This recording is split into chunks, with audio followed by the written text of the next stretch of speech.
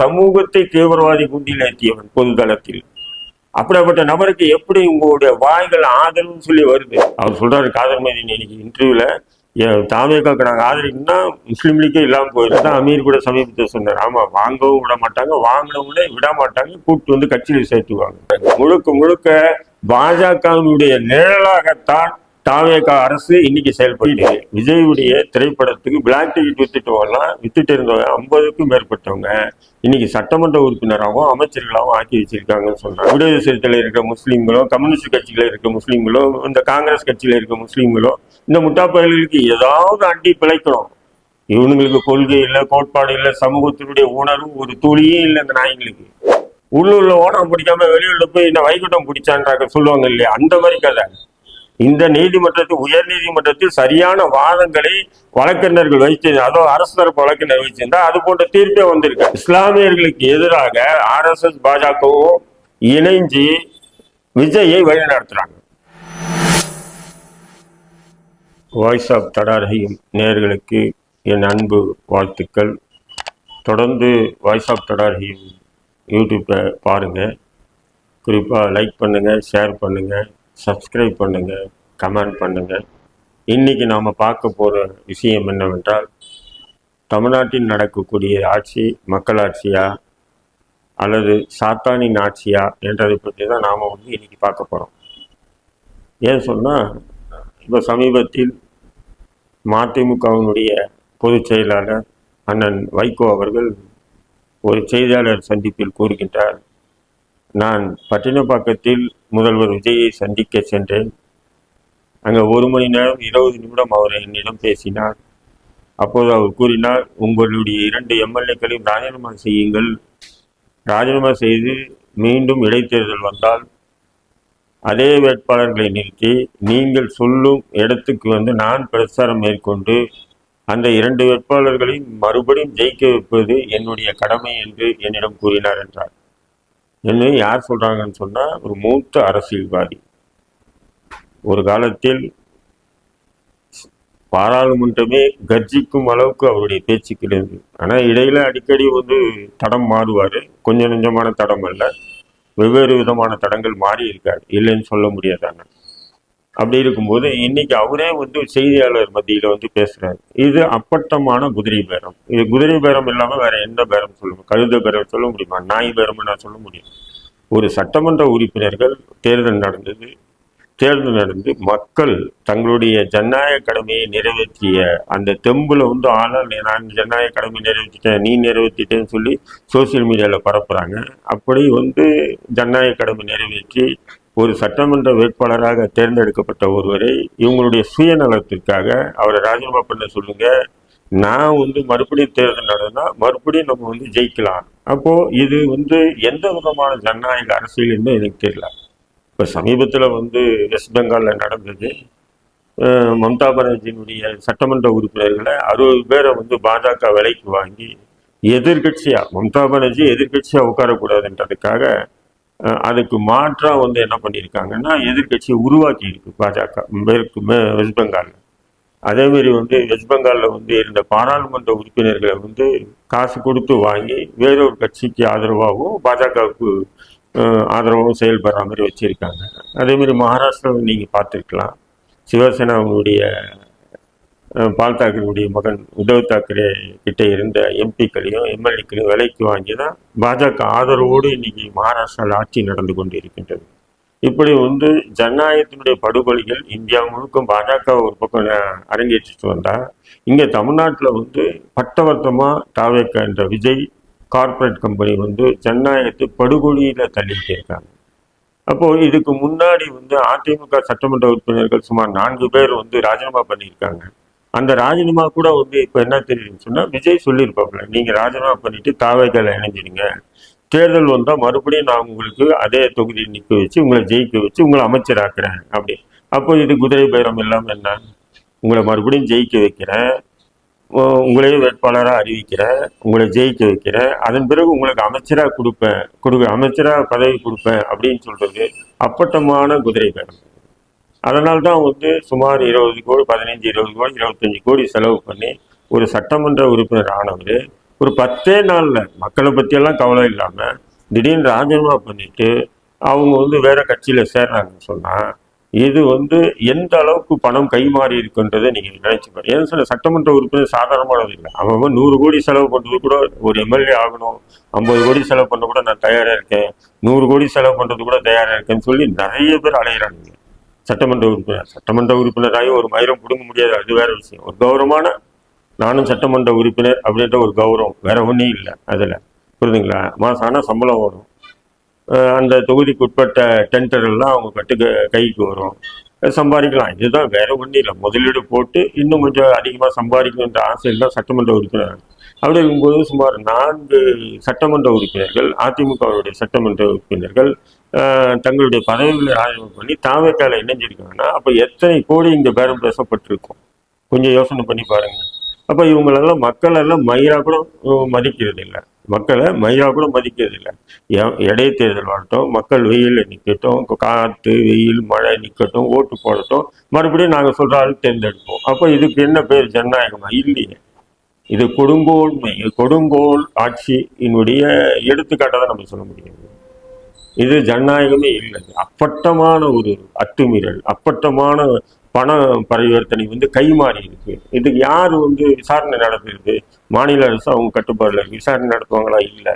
அப்போ மத்திய அரசு நடத்தணும். மத்திய அரசு இது போன்ற விஷயங்கள்ல அவங்க தானே ஆரம்பிச்சு வச்சிருக்காங்க இந்தியாவிலேயே, பாஜக அரசு. அப்படி இருக்கும்போது அவங்க இந்த மாதிரி விஷயங்களுக்கு இது விசாரணை நடத்தி இது போன்ற எவ்வளவு பணம் கைமாறி இருக்குன்றது தண்டனை வந்து கொடுப்பாங்களா? கொடுக்க மாட்டாங்க. அப்போ இது வந்து பார்த்தீங்கன்னா முழுக்க முழுக்க மக்கள் விரோத ஆட்சியாகவே தாவேக்கா செயல்பட்டு வருது. ஏற்கனவே நம்ம பல விஷயங்களை நம்ம சொல்லலாம். ஒரு அமைச்சர் என்னடான்னு சொன்னால் ஐபிஎல் மேட்ச்ல வந்து போதை வசத்தை வந்து பட்டவர்த்தனமாக அந்த வீடியோக்கள்லாம் வருது. அது போய் நான் குழந்தைக்கு மாத்திரை கசனேன், எந்த குழந்தைக்கும் வந்து ஸ்டேடியத்தில் உட்காந்து மாத்திரை கசிக்கிட்டு உட்காந்துருக்கிறது வரலாறு எழுதி ஒரு புது விவேகானந்தர் சொல்கிறாரு. அடுத்தது இன்னைக்கு ஒரு வீடியோ, அதே அமைச்சருடைய இன்னைக்கு ஒரு வீடியோ வந்திருக்கு. அந்த வீடியோ என்னடான்னா பீச்சில் வந்து தண்ணி அடித்து ஜாலியாக சுற்றுறாப்புல அந்த வீடியோ வந்திருக்கு. அப்போது இதெல்லாம் நீங்கள் பார்க்கும்போது என்ன ஆகுதுன்னு சொன்னால் டோட்டலாக வந்து பிளாக் டிக்கெட்டு, விஜயுடைய திரைப்படத்துக்கு பிளாக் டிக்கெட் வித்துட்டு இருந்தவங்க 50க்கும் மேற்பட்டவங்க இன்னைக்கு சட்டமன்ற உறுப்பினராகவும் அமைச்சர்களாகவும் ஆக்கி வச்சிருக்காங்கன்னு சொன்னால் இது ஒரு கொடூர ஆட்சி இல்லாமல் வேற என்ன ஆட்சி? அப்போ இவங்க விஜய் வந்து அடிக்கடி டைலாக் வர்றது என்னன்னு சொன்னா, எங்க ஆட்சியில் 10 விசா யாருக்கிட்டையும் வாங்க விட மாட்டோம், வாங்கணும் விட மாட்டேன்றாங்க. அதுதான் அமீர் கூட சமீபத்தில் சொன்னார். ஆமா, வாங்கவும் விட மாட்டாங்க, வாங்கினவங்களே விட மாட்டாங்க, கூப்பிட்டு வந்து கட்சியில் சேர்த்துவாங்க. அப்போ திமுக கூட்டணியில் இருந்த விடுதலை சிறுத்தைகள், முஸ்லீம் லீக்கு, கம்யூனிஸ்ட், காங்கிரஸ் எல்லாம் தாவேக்காவுக்கு ஆதரவு. அப்போ அவங்கெல்லாம் உத்தரவு புத்திரங்களா? இல்லையே. கடந்த ஆட்சியில் திமுக ஆட்சியில் அவங்களும் அங்கம் வகிச்சவங்க தான். மக்கள் விரோத செயல்பாடுகளுக்கு எதுவும் எதிர்த்து போராடாம அமைதி காத்தவங்க தான். இன்னைக்கு அவங்க வந்து உங்களுக்கு ஆதரிக்கிறாங்கன்னா அப்போ திமுக ஊழல் கட்சின்னு சொன்னா திமுக கூட்டணியில் அந்த ஊழல் பண்ண காசில் நின்று வெற்றி பெற்ற வேட்பாளர்களுடைய தயவோடு ஆட்சி நடத்தக்கூடிய விஜய் அரசு வந்து ஊழல் அரசு இல்லாம வேற என்ன அரசு? ஏற்கனவே 1000 ரூபாய், 100 ரூபாய், 500, 100 ரூபாய், 200 ரூபாய் டிக்கெட்டை 2000, 3000 கொடுத்தும் ரசிகர்களுக்கு பார்த்தானுங்க. உனக்கு 100 கோடி 200 கோடின்னு வந்தது. அதுவும் ஒரு விதமான ஊழல். வருமான வரி துறைக்கு வந்து நீ வந்து தொடர்ந்து ஏமாத்திருக்க, அதுவும் ஒரு விதமான ஊழல். நீ வந்து உள்நாடு வெளிநாடு முதலீடு பண்ணி வச்சிருக்க, அதுவும் வந்து பார்த்தீங்கன்னா மறைமுகமா வந்து யாருக்கும் தெரியாம மறைமுகமா முதலீடு பண்ணியிருக்கீங்க, அதுவும் ஒரு விதமான ஊழல். இன்னைக்கு வந்து இப்போ ஒரு 5 தொகுதி வந்து நீங்க ராஜினாமா பண்ண சொல்லி நீங்க சொன்னதுக்காக ராஜினாமா பண்ணிட்டாங்க. இப்போ மறுபடியும் அங்க வந்து இடைத்தேர்தல் நடக்குது. ஒவ்வொரு இடைத்தேர்தல் நடக்கிற இடத்துலையும் வந்து அரசு எவ்வளவு செலவு பண்ணும்? குறைஞ்சி 2 கோடி ரூபாய் ஒரு தொகுதிக்கு. 5 தொகுதின்னு சொன்னா 10 கோடி ரூபாய். யார் அப்பமுட்ட காசு? நான் 10 விசா வாங்க மாட்டேன்னு விஜய் சொல்றாப்புல. அப்ப இது வந்து மக்களுடைய வரி பணத்தை வந்து வீண்வரியம் செய்வது இது அயோக்கியத்தனம் இல்லையா? ஒரு 500 பஸ் புது பஸ் வாங்கி விடுறாங்கன்னு சொன்னா ஒரு கொடி அசைச்சு விட்டுட்டு போயிட்டே இருந்தா வேலை முடியுது. ஆனா நீங்க பஸ்ல உட்காந்து சீன் போடுறதுக்காக 1/2 மணி நேரம் இதே மவுண்ட் ரோட்ல டிராபிக் ஜாம். எல்லாம் ரீல்ஸ் அரசாவே இருக்கு, ரியல் அரசாவே வரல அப்படின்னு. ஒவ்வொரு விஷயத்தையும் நீங்க பார்க்கலாம். நீங்க மரத்தான்னு ஓடுறவங்க பாதி பேர் போதை மரத்தை பயன்படுத்திட்டு ஓடி வந்திருக்கான். நீங்க கூட அதை பயன்படுத்தினீங்கன்னு நமக்கு தெரியாது. ஏன்னா சுசித்ரா என்ற ஒரு நடிகை பாடகி சமீபத்தில் ஒரு பேட்டி கொடுத்திருந்தாங்க. விஜய் வந்து போதை வசதி பயன்படுத்துறாரு, விஜய் பார்ட்டியில வந்து போதை வசதி சரளமா வந்து விநியோகிக்கப்பட்டது, இதுக்கு நானே சாட்சி அப்படின்னு சொல்லி யார் சுசித்ரா சொல்லியிருக்காங்க. அந்த வீடியோ இன்னும் கூட சோசியல் மீடியாவில் நிறைய உலாவுது. அப்போ அந்த மரத்தான் இதுல கூட வந்து எத்தனை பேர் வந்து போதை வஸ்துக்கள் பயன்படுத்தினா நமக்கு தெரியல. அப்போ இப்படி வந்து நீங்க வந்து மக்களுடைய விரோத ஆட்சியா இன்னைக்கு தாவேகா நடந்து கொண்டு இருக்கின்றது. இதுக்கு வந்து முஸ்லீம் லீக் இன்னைக்கு கூட ஒரு பேட்டி கொடுத்துருக்காரு. மக்கள் எல்லாம் சேர்ந்து தாவேகாவுக்கு ஆதரிங்க, தாவேகாவுக்கு ஆதரிங்கன்னு சொன்னாங்க. ஆனால்தான் நாங்க ஒரு கால் தாவேகாவை ஆதரிக்கணும்னா முஸ்லீம் லீக்கே இல்லாம ஆக்கியிருப்பாங்க. அப்போ எந்த அளவுக்கு முஸ்லீம் லீக் பலகீனமா இருக்கு பாருங்க. ஏன்னா தாவேகாவுக்கு ஆதரிக்கணும்னா முஸ்லீம் லீக்கே வந்து தாவேகா காசு கொடுத்து வாங்கிறதுக்கு ரெடியா இருக்காங்கன்னா, அப்போ எது போன்ற ஒரு கட்சி வந்து முஸ்லீம் லீக் இருக்கு பாருங்க. பணத்துக்காகவும் பதவிக்காகவும் தங்க சமூகத்தை அடமானம் வைக்கக்கூடிய ஒரு கேடுகட்ட செயலை முஸ்லீம் லீக் தொடர்ந்து செஞ்சுட்டு வருது. அவர் சொல்றாரு காதர் மதீன் இன்னைக்கு இன்டர்வியூல, தாவேகாவுக்கு நாங்கள் ஆதரிக்கணும்னா முஸ்லீம் லீக்கே இல்லாமல் போயிருக்கோம். சமுதாயத்திலிருந்து நிறைய பேர் என்கிட்ட பேசினாங்க. நான் கூட தான் ஏன் பேசினேன் உங்ககிட்ட, நான் கூட பேசினேன். நான் என்ன சொல்லி பேசினேன், நீங்க ஆதரிங்க, சமூக பிரச்சனையை முன் வச்சு ஆதரிங்கன்னு சொன்னேன். ஆனா நீங்க சமூக பிரச்சனை முன் வச்சீங்களா? வைக்கலையே. நீங்க எப்படி சொல்லி வச்சிருக்கீங்க, அமைச்சர் பதவி வேணும், வக்ஃப் சேர்மன் வேணும், ஒரு குறிப்பிட்ட தொகை வேணும், இது பேசுனீங்க, அதை கொடுத்துட்டா இப்ப நீங்க வந்து ஜாலரா தட்டிட்டு உட்காந்துருக்கீங்க. சமூக பிரச்சனையை நீங்க முன் வச்சிருந்ததுன்னா நானே வந்து நீங்க ஆதரிச்சு கைத்தட்டி வரவேற்றிருக்கலாம். அப்போ திமுக ஆட்சி இருக்கும் போது நீங்க பதவிக்காகவும் அந்த பணத்துக்காகவும் எப்படி அண்டி பிழைச்சிங்களோ அதே மாதிரி இன்னைக்கு தாவேகா ஆட்சி நடக்குது. பதவிக்காகவும் பணத்துக்காகவும் தான் முஸ்லீம் லீக் அண்டி பிழைக்குது. அன்னைக்கு நம்ம திமுகவை எதிர்த்தோம்னு சொன்னா திமுக ஆளுங்கட்சியா இருந்தது. ஆளுங்கட்சியா இருக்கும் போது முஸ்லிம்களுக்கு எதிராக செயல்படும் போது நம்ம கடுமையை எதிர்த்தோம். இன்னைக்கு திமுக எதிர்க்க வேண்டிய அவசியம் என்ன இருக்கு? இல்ல, அவங்க எதிர்கட்சியா இருக்காங்க. இப்போ ஆளுங்கட்சியா இருக்கு தாவேகா. தாவேகாவை தான் நாம எதிர்க்க முடியும். ஏன் தாவேகாவை எதிர்க்கிறோம்? சும்மா இல்லை. இப்ப ஆடு மாடு கோழி அறுக்கிற விஷயத்துல கேட்டா நீதிமன்றம் சொன்ன தீர்ப்பு தானே, அதுக்கும் தாவேகாக்கு என்ன சம்பந்தம் இருக்கு அப்படின்னு பொதுப்படையா வந்து ஒரு விதமான பிரச்சாரத்தை உருவாக்கி விடுறாங்க. யார்? இந்த முஸ்லீம் லீக்கோ, இந்த விடுதலை சிறுத்தையில் இருக்கிற முஸ்லீம்களோ, கம்யூனிஸ்ட் கட்சியில இருக்க முஸ்லீம்களோ, இந்த காங்கிரஸ் கட்சியில இருக்க முஸ்லீம்களோ, இந்த முட்டாப்பயல்களுக்கு ஏதாவது அண்டி பிழைக்கணும். இவனுங்களுக்கு கொள்கை இல்லை, கோட்பாடு இல்லை, சமூகத்தினுடைய உணர்வு ஒரு துளியே இல்லை. இந்த நாய்களுக்கு அண்டி பிழைக்கணும். திமுக இருந்து திமுக கூட அண்டி பிழைச்சதுங்க இந்த நாய்ங்க. இப்போ தாவேகா இருக்கு, தாவேகா கூட அண்டி பிழைக்கணும். இதை தவிர வேற எதுவுமே இல்லை. பற்று இருந்தா சொல்லுவானா, நீதிமன்றம் தான் சொல்லிச்சு, இதுக்கு விஜய்க்கு என்ன பொறுப்புன்னு சொல்லி. ஏன்டா முட்டாக்குவீங்கள? அதாவது நீதிமன்றம் வந்து வழக்கு நீதிமன்றத்தில் வரும்போது அரசு தரப்பு வாதங்களை கடுமையா வச்சிருந்தா நீதிபதி எப்படி தீர்ப்பு கொடுத்திருப்பாரு? அரசு வந்து வாதங்களை சரியான முறையில் வைக்கிறதுனா நீதிமன்றம் வந்து அந்த மனுதாரருக்கு ஆதரவா தீர்ப்பு சொல்லியிருக்காரு. அப்ப என்ன சொன்னீங்க? மேல்முறையீடு பண்ணுவேன்னு சொன்னீங்க. பண்ணீங்களா? இதுவரையும் பண்ணுங்க. இப்போ வந்து என்னன்னா பிசிஎம் முஸ்லீம் பட்டியலில் இருந்து முஸ்லீம்கள் இடஒதுக்கீடு ரத்துன்னு சொல்லியிருக்காங்க. இப்போ இதுக்கும் அதே கதை தான் வருவீங்க. நீதிமன்றம் தான் சொல்லிச்சு, தாவேகா அரசா சொல்லிச்சுன்னு. ஆனா முட்டாக்குங்களை நீதிமன்றத்தில் இப்படிப்பட்ட பொதுநல வழக்குகள் வந்தா அரசு தரப்புல இது சமூகம் சார்ந்த விஷயம், இதுல வந்து நீங்க யாருமே தலையிடக்கூடாது, நீதிமன்றமும் தலையிடக்கூடாது, அழுத்தம் திருத்தமா நீங்க வாதம் பண்ணீங்கன்னா அப்படி ஒரு தீர்ப்பே வந்திருக்காரு. இப்ப மறுபடியும் என்ன சொல்றாப்புல நிர்மல்குமார் சட்டத்துறை அமைச்சர், நாங்க மேல்முறையீடு செய்வோம், ஒரு இன்டர்வியூ, அவ்வளவுதான், முடிஞ்சது. அதை இந்த பயிலுங்க இருக்கானுங்கல்ல, இப்போ திமுக அண்டி பிழைச்சிட்டு இருந்து இப்போ தாவேகா அண்டி பிழைக்கக்கூடிய முஸ்லீம் லீக்ல இருக்கிறவனுங்க, இந்த கம்யூனிஸ்ட் கட்சியில இருக்கிறவனுங்க, காங்கிரஸ் உட்பட இருக்கக்கூடிய முஸ்லீம்கள், இவனுங்க என்ன பண்றானுங்க, அந்த அந்த அந்த ஒரு செய்தித்தாளில் வந்த இதை மட்டும் எடுத்து பாருங்க, இது பண்ண போறேன், மேல்முறையீடு பண்ண போறேன், இவனுக்கு பிரப்பாண்டா பண்றது. ஏற்கனவே ஆடு மாடு கோழி அறுக்கிற விஷயத்துல இன்னும் அரசு மேல்முறையீடே பண்ணல.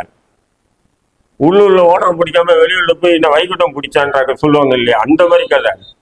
இந்த நீதிமன்றத்தில், உயர் நீதிமன்றத்தில் சரியான வாதங்களை வழக்கறிஞர்கள் வைத்து, அதோ அரசு தரப்பு வழக்கறிஞர் வச்சிருந்தா அது போன்ற தீர்ப்பே வந்திருக்காரு. இப்ப இவங்க சுப்ரீம் கோர்ட்டு போவாங்க. சுப்ரீம் கோர்ட்டே முஸ்லிம்களுக்கு எதிராக இருக்கின்றது உலகம் அறிஞ்ச விஷயம். அப்ப எந்த அளவுக்கு பித்தலாட்டம் பாருங்க. முழுக்க முழுக்க பாஜகவினுடைய நிழலாகத்தான் தாவேகா அரசு இன்னைக்கு செயல்பட்டு இருக்கு. அதனாலதான் பாருங்க, ஒரு முதல்வர் கிறித்தவர், ஒரு 6-7 அமைச்சர்கள் கிறித்தவர்கள், சபாநாயகர்கள் கிறித்தவர்கள், அப்படி இருந்து இன்னைக்கு RSS, பாஜக, இந்து முன்னணி, இந்து மக்கள் கட்சி எல்லாம் ஏன் சைலண்ட் மூட்ல இருக்கா? இதுதான் காரணம். இஸ்லாமியர்களுக்கு எதிராக RSS பாஜகவும் இணைஞ்சு விஜயை வழிநடத்துறாங்க. இந்த கொடூர செயல் தான் இன்னைக்கு தமிழ்நாட்டில் நடந்துட்டு இருக்கு. இதுக்கு வந்து முஸ்லீம் லீக் போன்ற ஒரு அயோக்கிய பயல்கள் துணை போறானுங்க. இதை நம்ம அப்படியே விட்டுட்டோம் சொன்னா எப்படி பாலஸ்தீன்ல நடக்குதோ, எப்படி சிரியாவில் நடந்ததோ, அது போன்ற ஒரு கொடூரம் தமிழ்நாட்டில் நடைபெறுவதற்கு கூட ஆச்சரியம் இல்லை. அந்த அளவுக்கு கொடூரங்கள் நடக்கும். கேட்டா சிறுபான்மை ஆட்சி தானே, முதல்வர் சிறுபான்மையை சேர்ந்தவர் தானே அப்படி. ஆக இதுக்கு நீங்க இஸ்லாமியர்கள் இளைஞர்கள் நீங்க இந்த கூத்தாடி பின்னாடி திரைப்படத்தினுடைய அந்த கவர்ச்சி மோகத்துக்கு பின்னாடி போகாதீங்க. போனீங்கன்னு சொன்னா நீங்க அந்த இஸ்லாமிய அடையாளத்தையே இழந்துடுவீங்க. ஏற்கனவே அவர் விஜய் பாத்தீங்கன்னா துப்பாக்கி, பீஸ்ட், ஜனநாயகன் படம் போன்ற படங்கள் எல்லாம் முஸ்லிம்கள் எதிராக எடுத்திருக்காப்ல. அதுக்கு ஒரு மன்னிப்போ வருத்தம் கூட இன்ன வரையும் தெரிவிக்கல.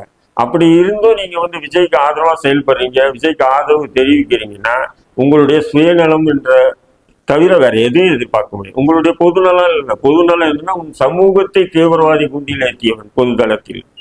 அப்படிப்பட்ட நபருக்கு எப்படி உங்களுடைய வாய்கள் ஆதரவுன்னு சொல்லி வருது? கொஞ்சம் யோசனை பண்ணி பாருங்க. எப்படி நீங்க ஆதரிக்கலாம்? அப்போ நீங்க அந்த ஈமான் என்ற அந்த இறைச்சமே இழந்துறீங்க. இழந்துட்டு உங்களுக்கு தேவையானது உங்களுக்கு தேவை. இப்போ நீங்க சில எதிர்பார்ப்புகள் இருக்கு, அந்த எதிர்பார்ப்பு பூர்த்தி செய்யணும். இது சமூக நொட்டெல்லாம் ஒண்ணுமே இல்லை. அது முஸ்லீம் லீக்குன்னு சொல்றேன், எல்லாருக்கும் சொல்றேன் நான். இதுல 10% இவனுங்களுக்கு முஸ்லீம் லீக்கு யாருக்குமே இல்லை. எல்லாமே முழுக்க சுயநலம், பணம், பதவி. அப்ப உங்களுக்கு பணம் பதவி தான் தேவைன்னா போய் பாஜகவுக்கு ஆதரிச்சிடுங்க. கடந்த சட்டமன்ற தேர்தலில் கூட திமுகவை தவிர, திமுக கூட்டணியை தவிர யாருக்கு ஆதரிச்சாலும் பாஜக ஓட்டு போயிடும் அப்படின்னு சொல்லிட்டு பள்ளிவாசல் இமாம்களை வச்சு நீங்க பயன் பண்ண வச்சுக்கலாம் இல்லையா? அப்ப அந்த இமாம்கள் எல்லாம் நீங்க அந்த மூஞ்சத்துக்கிட்ட எங்க போய் வச்சிருவாங்க? நீங்க அசால்ட்டா நீங்க ஆதரிக்கிறீங்க. விடுதலை சிறுத்தை ஆதரிக்குது, காங்கிரஸ் ஆதரிக்குது. அப்போ இது காங்கிரஸுக்கும் விடுதலை சிறுத்தைக்கும் கம்யூனிஸ்டுக்கும் முஸ்லீம் லீக்குக்கும் ஓட்டு போட்டது தான். நீ அதாவது உலமாக்கள் சொல்லி தானே ஓட்டு போட்டாங்க. அந்த உலமாக்கள் கிட்ட எல்லாம் டிஸ்கஸ் பண்ணிக்கலாம் இன்னைக்கு இல்லையே. நீங்க போய் தாவேக்கா கூட சமூக ரீதியான பிரச்சனை நீங்க ஆதரிச்சீங்கன்னா வரவேற்கலாம். ஆனா உங்களுக்கு அமைச்சர், பணம், வக்போர்டு சேர்மன் இதை நீங்க நோக்கமா வச்சு ஆதரிச்சிருக்கீங்க. நிச்சயமாக இதுக்கு உண்டான கூலியை மிக விரைவில் முஸ்லீம் லீக்கு மற்றும் மற்ற கட்சியில் இருக்கக்கூடிய முஸ்லீம்கள் அனுபவிப்பாங்க. ஆகையினால தொடர்ந்து தாவேக்கா அரசு முஸ்லிம்களுக்கு எதிராக செயல்படுது என்றது மட்டும் இல்ல, ஒட்டுமொத்த தமிழ்நாட்டினுடைய சைனட் குப்பின்னு சொன்னா வேற யாரும் இல்லை, அது தாவேக்கா தான். நன்றி.